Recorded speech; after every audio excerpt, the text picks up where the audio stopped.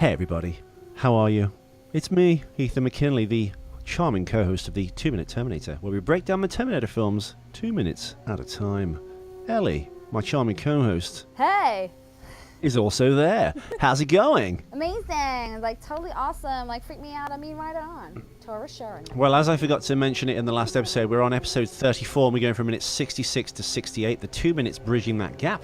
And it starts with John's last word from his prior conversation in the last 2 minutes. He just simply says the word less, and then he carries on, and it ends with someone saying says who, basically. So it's John Connor saying says who. And also it starts, as I mentioned in the last episode, wrongfully, because I was looking at the wrong clip. As always. John gives the most homoerotic, showgirlsy kind of look away and twist, as if he's like in a Jane Austen novel. The ice cubes to make his nipples hard. He does. Ellie, can you move your mic close to your mouth as well, by the way? I do apologise. There you go. Perfect. So yeah, we're talking about those 2 minutes, 2 minutes bridging that gap. It's episode 34, as I said, and Ellie. Hit the music. Finally. Yeah, I think this guy's a couple cans short of a six-pack. Howdy, stranger. Don't say howdy, stranger, to me. Load up.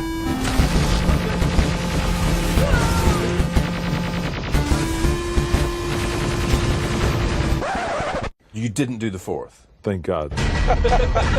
It sucked. It's so good.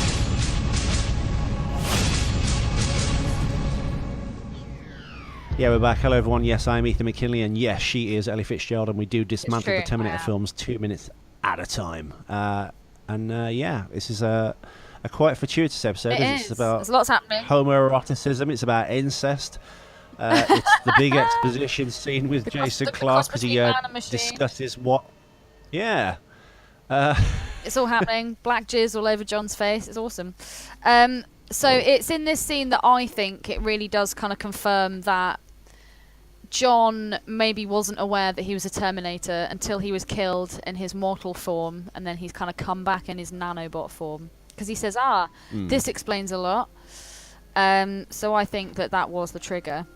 When the T-800, Pops, scans down and looks at the Terminator, which I'm guessing he couldn't see before, but now he can.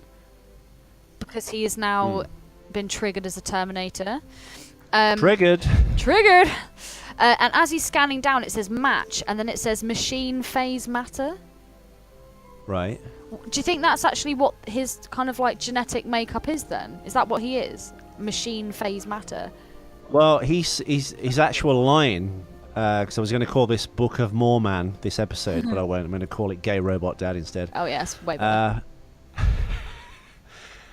He says, I'm more than man, I'm more than machine, I'm just more. Yeah. Or I'm not man, I'm not machine, I'm more. So, yeah, I don't know. I think it's a better idea to perhaps he's not aware that he is a machine, and then he kind of things out, like we said in the previous episode about the thing. I think that's what it is. I really do. Killed by the thing, you wouldn't know you were the thing.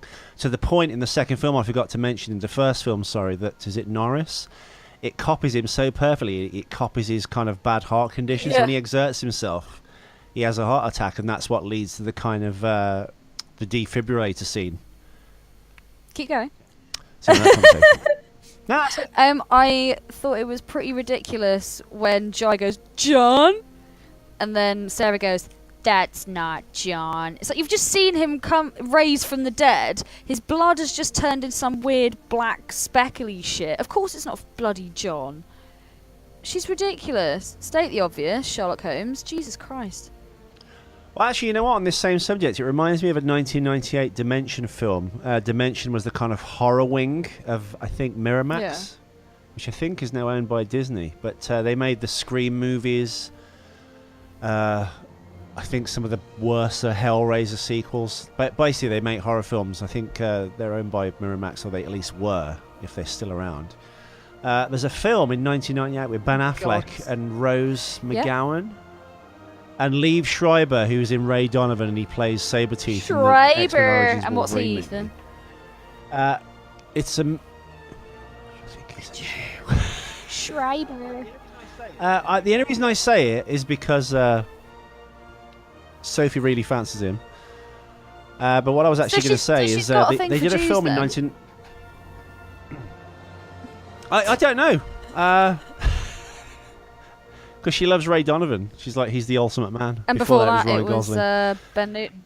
What? Ethan McKinley. Oh. Never heard of him. Get on with it. Basically, there's a film in 1998 called Phantoms.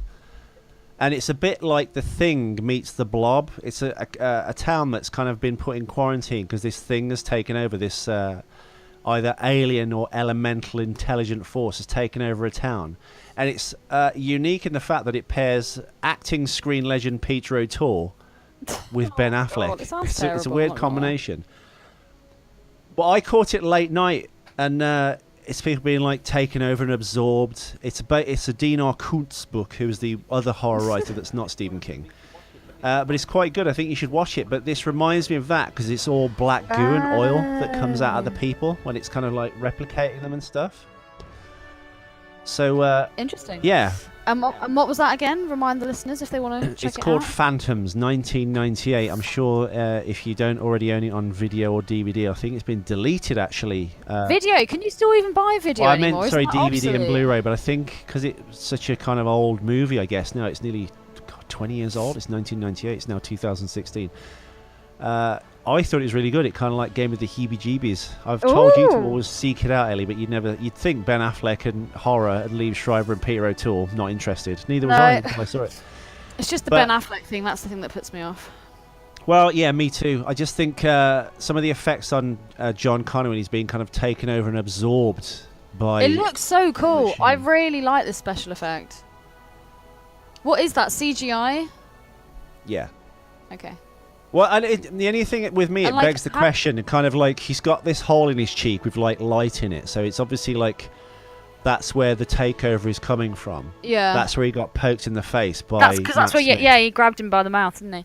Yeah, but the thing is, everyone around that time weapon now is dead. So how did he dispatch everyone in the room?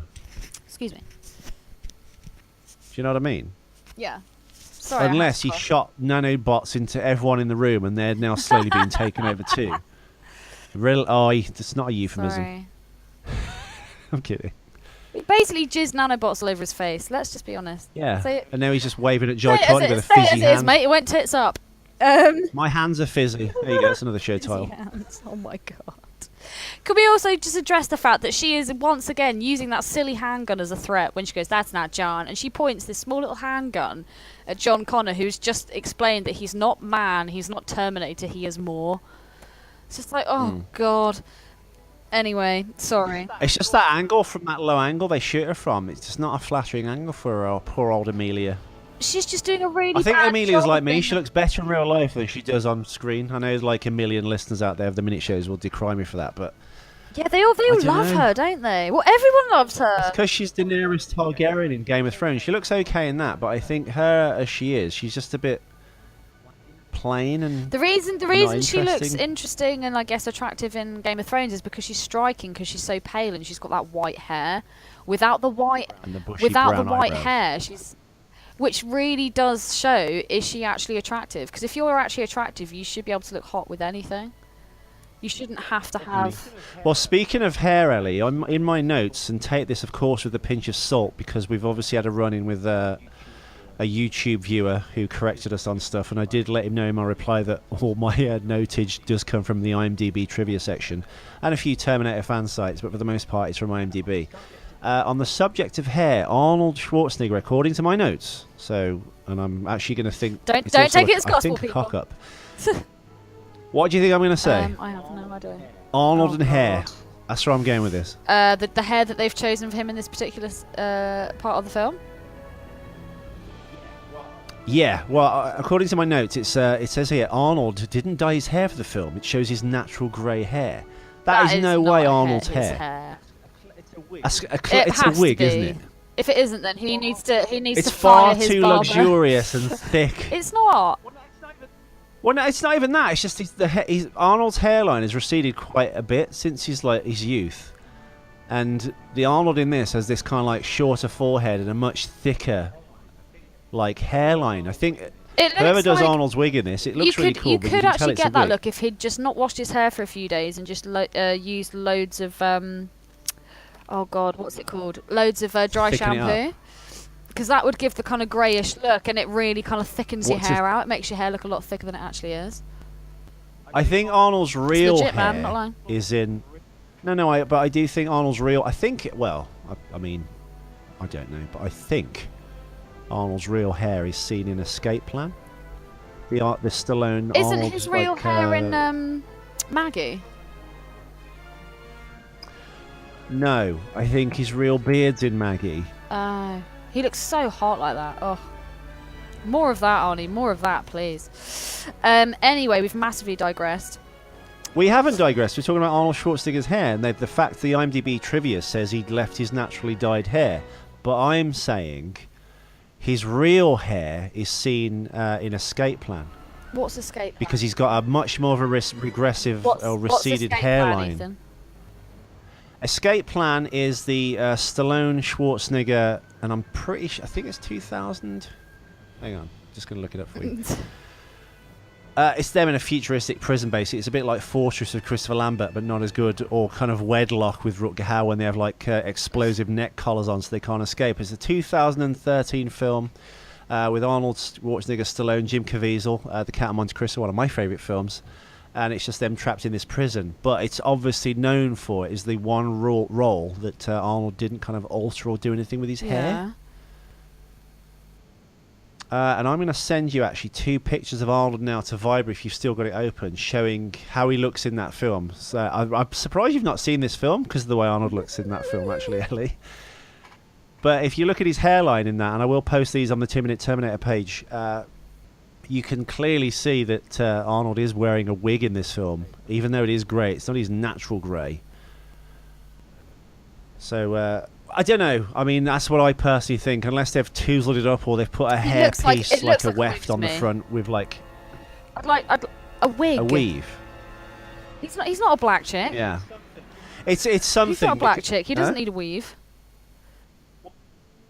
Well, I think they would have. I think they put wigs on a lot of actors now, just mainly for continuity. Ben Affleck, if anyone doesn't know this, wears a wig as Bruce Wayne in the Batman movie, as in Batman v Superman. That's a wig.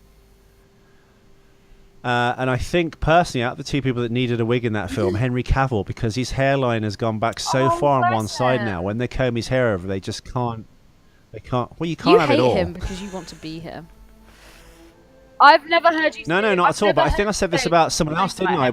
I've said it about someone I know. I'm not going to mention a name on the show, but I said something about I know. That you can't look that good and have it all. God always has to, all the powers that be in the universe always have to give you some kind of like Achilles heel and hamstring you in some way. And I think Henry is his premature baldness. They need to put a wig in him basically as Superman, because Superman obviously has... Dude, where do we start? I was born with everything. I think I'm getting all my stuff. I'm kind of getting more stuff at the end of life as opposed to kind of getting like near to the finish line at the start of it. I'm kind of getting what I need, I think, later as I go on, which I think is better. Like finish big near the end as opposed to peaking early, and then it's just a downward. You've got better with slide, age, basically. you mean? But isn't that the way of the man? Yeah. Men always get better with age. Yeah. Yes, Ethan. By the way, Ellie, on the subject of Jason Clarke, what do you think of Jason Clarke? You've said you don't like him that much. Now in that this, he's, but I mean, now who that else he's could have turned, done do you know, this it's interesting role? you say that. Now that he's turned into this Terminator, I actually think that he does a really good job. I think he's actually... Okay, so you like him now. You flip-flopping. Yeah, totally. You like Hillary. But I do not carry hot sauce around with me. Okay. I think that when he's playing a human... What is it you carry in your bag all the time? Well, black radio show host, I carry hot sauce. No, the worst bit was when she goes, yeah, well, is it working? That was the worst bit. I know, just the like, brazen... Oh, like, are you just trying to get, like, votes now? Or trying to get... Oh my god, and I read this... Like, I'm really sorry to digress, like, but God, I read in the gross. Metro the other day that her kind of concede speech that she gave a few days after, because apparently she couldn't bear to leave the house, even though she was meant to and couldn't... Yeah, she did it without makeup on, and so she people were looked just extra like, stressed and people like were her like, actual oh, age. if only she'd looked like this when she was doing her campaign, because she just looked so much more real and so much more approachable. Maybe if she'd been more of a Maybe if she'd been she more doesn't. of a They just go, "Oh, feminist in her she's gonna die, campaign, we're not she gonna would vote have for won her." it." And it's just like, are you joking me?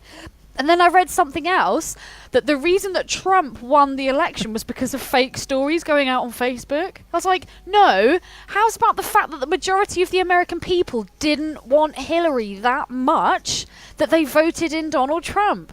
Stop trying to blame it on things. It's that typical thing, oh, it's not my fault, oh, it's this person's fault, or it's that person's fault, or it's social media's fault. The only Democracy, articles Ellie. I saw being shared on Facebook were damning Donald Trump. So if that's the case, she should have won. It's just utterly ridiculous. Yeah, she's like, he said, "You've said stuff." What she's that reporter? She was like, "Yeah, you said awful things about women." He's like, "No, I haven't." She was like, "Yeah, you have." He went, "No, only about Rosie O'Donnell." No, I probably did actually. And the audience laughed, and then she went, "No, other yeah, women." you He's probably, like, but "Yeah, you're again, probably right." I think it's that. That is what exactly. Can't get him on anything. Exactly. He's great. I say, I need to think support it's- Donald or Hillary. I think they're both psychotic, but I think everyone complaining now that the system's broken because most people voted in Donald doesn't mean the system's broken. I think they actually proved that it's not fixed. It was more shocking to me that after like the Al Gore election and George Bush doing 2 terms, George W. Bush. Club W. I was literally about to say. I think that proves that there is no vote fixing. I was shocked. It ruined all my really conspiracy shocked. theories. I was really shocked. But also, I can't lie. I'm so pleased that Hillary didn't win. And I am actually very you can't say interested that. to see now. You're I'm very interested anti-woman. to see now what Trump is actually going to do. It's actually very exciting times. I think he'll just still blow up the world. It'll just happen in a different means. Well, Theresa it's all May is very terrible, whoever you keen on pick. maintaining and developing a good relationship with America, so hopefully we'll be fine. And that's the end of that chapter. Back to Jason Clarke as John Connor then. So now you like him. So what was the switch for you? Because you like... It's the look. I think at the beginning of these it's shows the you're like, look. no, It's get the him, look. he stinks. I don't think he suits being John Connor, but I think he suits being Why? evil kind of robot. I don't know. He's obviously just put a Okay. natural switch in himself. I don't know. Maybe it's the way he delivers his lines. It's Is the he not look in gonna? his Is eyes. he miscast in the role? Do you think? I think he makes a good Terminator, but I wouldn't have cast him as John Connor. No, I see John Connor as a svelte, not svelte, but like a lean. Oh, you mean he looks like Yeah, some he looks guy like a who works geography at a teacher. bank? It's the aesthetic that has lost it for me, but I think his actual Yeah. acting when he turns into the Terminator, I think is actually really quite good. And I guess that's a true testament But to isn't it. that good casting for someone like a messianic Well, figure? yeah, but that that's he that's is the what everyman I'm he saying. could, even Yeah, though but he that's what I'm isn't. That he saying. I isn't. don't like him as John Connor, but I can only respect his acting abilities in that he's actually changed my mind and he has changed his whole persona because he is now a Terminator. So his acting, I think, is actually really quite good. No, but I was saying, isn't it better that he looks like a geography teacher? Not because of his Terminator, so he can gain trust and stuff, but isn't that No. what John should be? No. A blank No. canvas, if you No. will, that you could impress Not in upon my any eyes. kind of like hopes or dreams, or like No, this not guy's in the my savior. eyes. No. Well, that's the same thing that got Arnold cast as the Terminator. I know, obviously, that was a success, so it doesn't actually prove my No, point. but he stood out. Yeah, but he stood out. It's not. He's meant to be No, somebody who but- blends in, isn't he? Yeah, but that's why they didn't have Lance Henriksen. That's why they chose Arnold, because he did stand out and he did look like a badass mother. You know. You Exactly. badass mother hamster. So You won't remember this, by the way, Ellie. you ever ITV in gonna let me England, they used speak? to dub and like. Yes. but you might as well carry on your point now. Ethan. They used to dub all the swear words out of television in England on ITV, so no one would get offended. So when Die Hard was on, which every other word is motherfucker, they'd say melon farmer. Or you mother why not humper. Mother Hubbard? That'd have been way funnier. You became melon farmer. So it was hilarious. And there's a bit. There's aliens as well. And he goes, apparently saw an alien once, and then I think Hutzinger's Yeah. whoopee fucking do. What is it? Is it Vasquez or someone? And they just whoever voice actors they got for them, they could have just like cut that part of a scene out, but they just got someone to go whoopee for her, and it's like some person doing a really terrible accent. You almost sounded like I don't know. Woodpecker. If anyone out there, I'm going to try and find the badly dubbed TV clips of Aliens and Die Hard on And we YouTube can't for England. wait. It was hilarious. The lengths they'd go to stop people being offended by like certain words. And what we just said, like kind of. Do you not reminded think me that of there's a little bit of Stockholm Anyway, system happening here as well? Because when Stockholm system. Stockholm syndrome, when John is explaining what happened to him, he goes, "No, this changed me. It's made me even better." Blah blah blah. So now it's almost like he's loving his abuser. Because he isn't completely Terminator. Well, he's not. It's not his abuser, but I think because he's been upgraded now, I think because he's meshed with the machine, I think that's the machine speaking through him. Yeah, no, I know. I completely see what you mean, but it's just like he's been given a higher purpose now, I guess, so in his like eyes. Sophie, really. And I guess because he's got the machine component, huh? Because he's got the machine component, I think he's got this kind of overview of everything, and now he understands both sides of the argument. He might be going, oh, so this is what the Skynet was actually trying to do, and this is where things were going. As I said, I mean, this wasn't used in this film, and it wasn't even used in Terminator Salvation, but those kind of like shadowy figures we saw in the concentration camp of the naked people. Skynet in that like cast-off storyline thread was that Marcus Wright was going to discover that the human race was going to burn itself out anyway and destroy itself within 200 years. Skynet knew this and decided to wipe out the human race and recreate a more perfected version of them in this kind of like utopian society. I think the John Connor in this is meant to be that. So he's machine and also man. He is not machine or man. He's something more. I think he's the one that carries on this kind of like weird idea and story thread over from John Brancato's script. So I think because he's now seen the human side, a bit like V'ger in Star Trek the Motion Picture, listeners, because he has like a larger vision of what he's seen and what was going to happen, or has he just been corrupted and this machine is speaking through him? I don't know, but I think because it's the meshing of the two of them, he just like, oh, I understand now. We could all live as one. There's like, well, we've discussed it on previous shows, haven't we? That you think the robots shouldn't ever be allowed to take over, even if they do. And I said I don't think they will. There'll just be a merging of us and machines. You already have a mobile phone that'll like regress down to like a chip that goes in your eyeball. Then your hip will go later in life, and they'll give like you get replacement hips now. How many people do you know that got a replacement hip? Yeah, but listen to me. This is where this whole thing of I guess it comes to equality, and it's meant to be that balance. And it'd be like, yeah, it'd be great to have a balance of humans and machines, but as we've learned, even as we have evolved as human beings, there is never going to be perfect balance. It's like you have rich and poor people. Like, no, I know, and you've got like people throwing people off roofs in the Middle East if they're gay. I think if machines like that still happens in a world where Disney there is cartoons going to be a are made. battle at some stage because one is going to want to be more powerful than the other. They're not going to want equality. No, I think it'll be a glacial change. It'll be slow and so majestic no one will notice. I mean, how many people are tied into their phones and their iPads now? Like, they can't... Like, have you ever left the house without your phone and that weird feeling you feel like... Oh, I feel fine. Oh I left the house today that without my weird... phone and it felt great. You would literally keel over. Okay, well, most people, including me, go...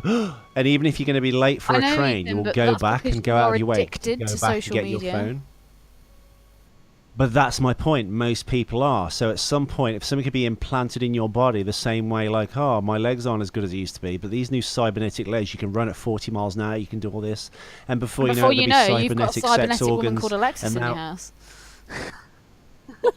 Exactly. That's my point now. I think people will slowly change and merge. I mean, transhumanism is the movement, isn't it? And it's like people like uploading or upgrading into the machine. Like when you die, if you could be downloaded onto a computer chip that injects you into a machine. Did you tell the listeners what you got for your birthday? Whether that...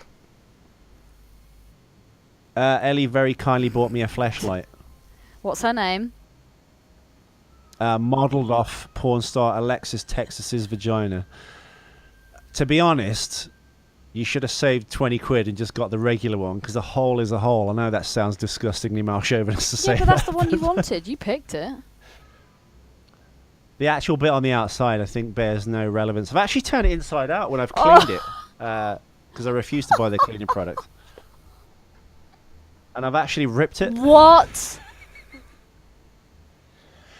Basically, it's Oh, for a fuck's thin sake. tube in it's a thin foam latex tube, which is the thing you pull out of the can to wash it. So it's basically like a sock or an airport windsock. Imagine an airport windsock, listeners. It's got a very Isn't that narrow what every hole down the vagina middle is? of it. A windsock. And at 3 points along the hole, there's a kind of spherical empty space, a void, if you will. So it's a line, imagine, with 3 spheres on it. And now it's basically, that's the negative space within the latex sock, if you will. And outside is like a molded fake human vagina. So basically, when I was filling that up, I was holding the bottom to kind of get as much hot water in it as possible and swishing it around to kind of get to those hard to reach back areas. Where the G-spot is. And because the material is thinner, Ellie, is thinner around where the spherical areas are, it filled it with water, so like a bladder almost. It looked like a haggis skin, and basically it popped. So there's a tiny rip in the side of it. It hasn't affected its enjoyment giving, but let me tell you, it did take a long time to get used to. So yes, anyway. But that's the end of the conversation. Flesh times with Ethan. So with this kind of nanobot technology that's obviously searing through his body, is it like a virus? Because when he Surging, yes. surging, if something sears through your veins, it's fine. You can say that. I did A-level English. When we go back into his memory, when he first becomes, I guess, assimilated into the Terminator franchise, we see this black, as I've called it, the black jizz spreading up into his face, which is obviously, I guess, instilled into him when Skynet puts his hand over his mouth. So does it kind of spread through your body like a virus? It must do. It must be like the Thing. Like I said, I think that's where they've taken the bulk of their ideas from. And of course, Phantoms, like I said in I think this episode, takes its ideas from that same spot.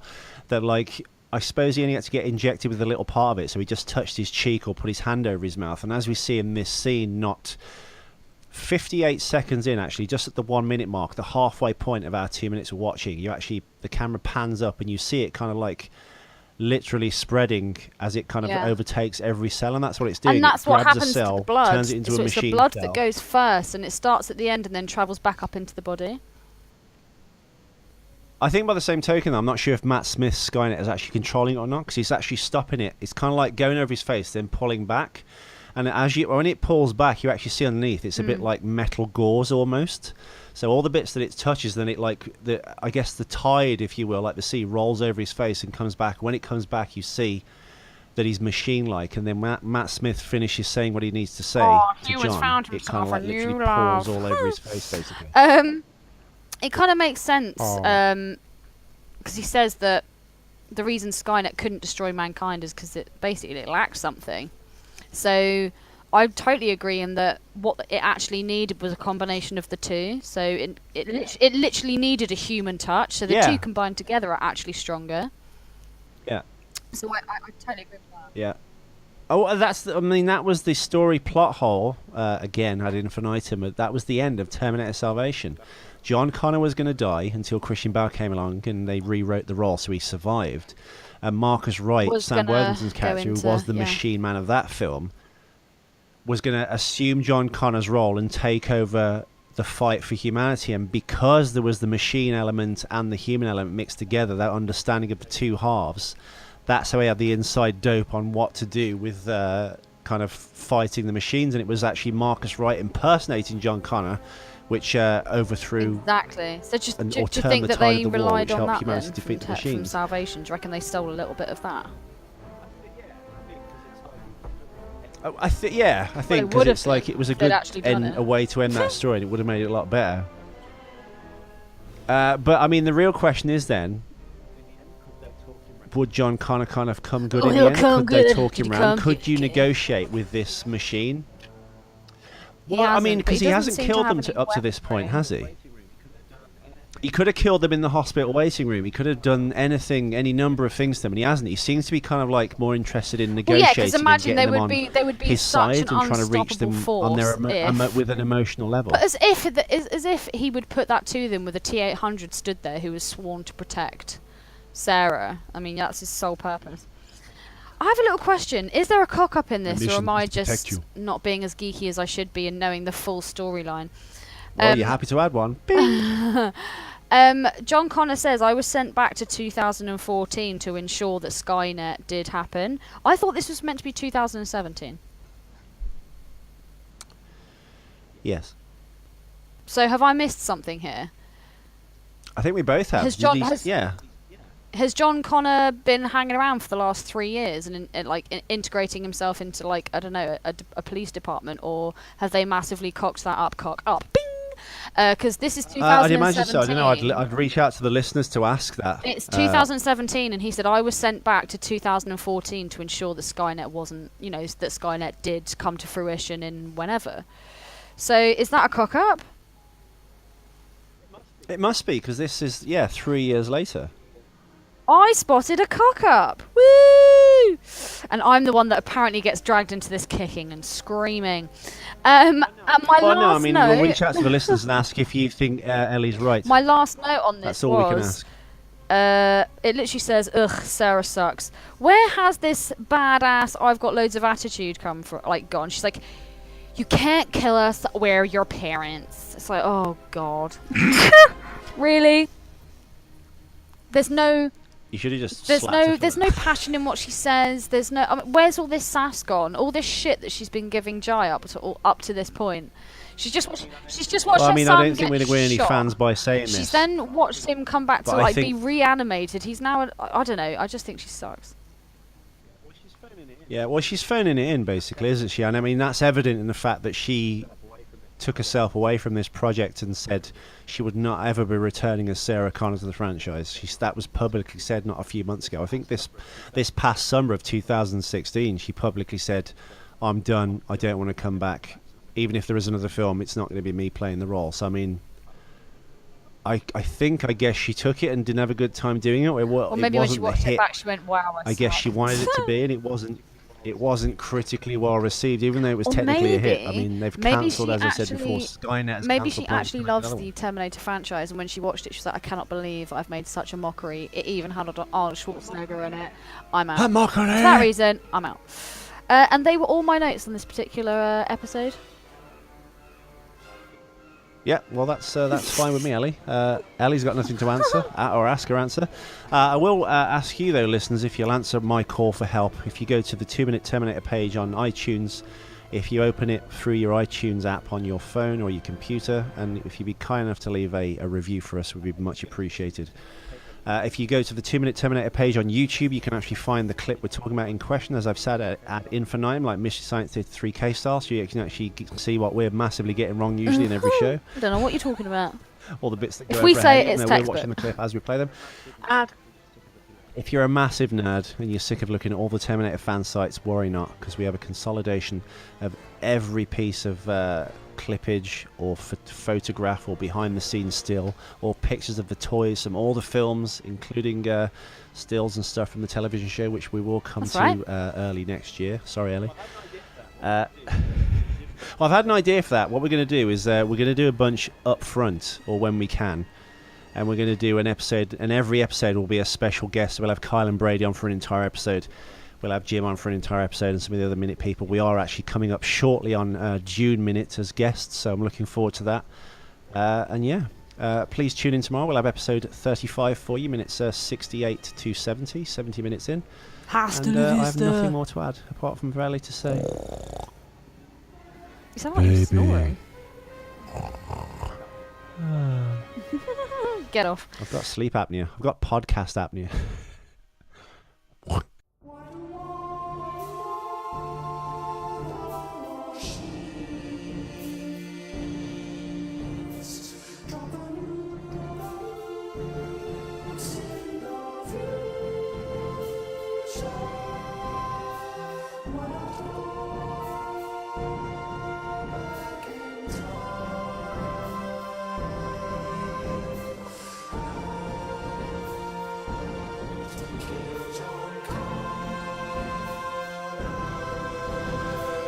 Watch out for machines.